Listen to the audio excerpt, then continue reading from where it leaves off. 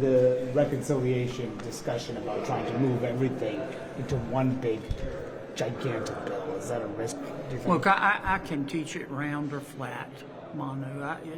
I have no preference. Here's what I know. We've got a reasonably short period of time to show the American people that we intend to change things. Now, how long is that? Is it 6 months? Is it up to a year? I don't know, but the American people expect results. I've listened to both sides argue there are pros and cons for either approach. I don't really care.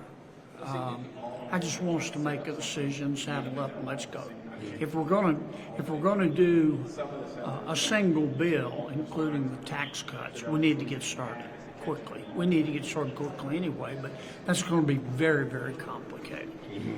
What we're going to have to do is go through all of the tax cuts that are expiring and find out which ones worked and which ones didn't, and try to fold in people's other ideas about tax cuts.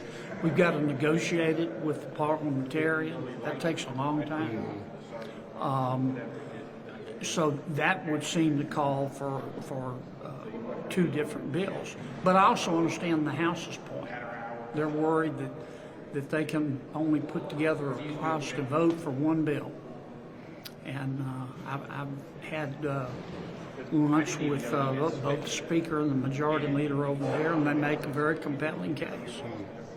And just 4 years after January 6th, Trump calls it a day of love. Would you agree with that assessment? Well, I was here on January 6th. What I saw was a peaceful protest that turned into a riot, and people were prosecuted, and many paid the consequences. The president hasn't told me this, but I expect him to review, or have his lawyers review, every single case to make sure that the punishments meted out were A, appropriate, and B, proportional to the crime.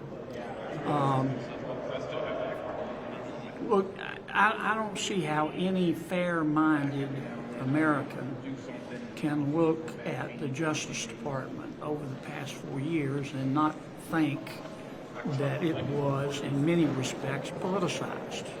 And that's why people have concerns about some of the January 6th prosecutions.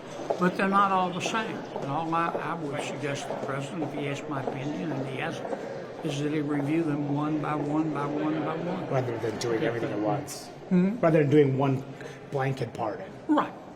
Every case is different. Some are still pending. I think 300 cases are still pending.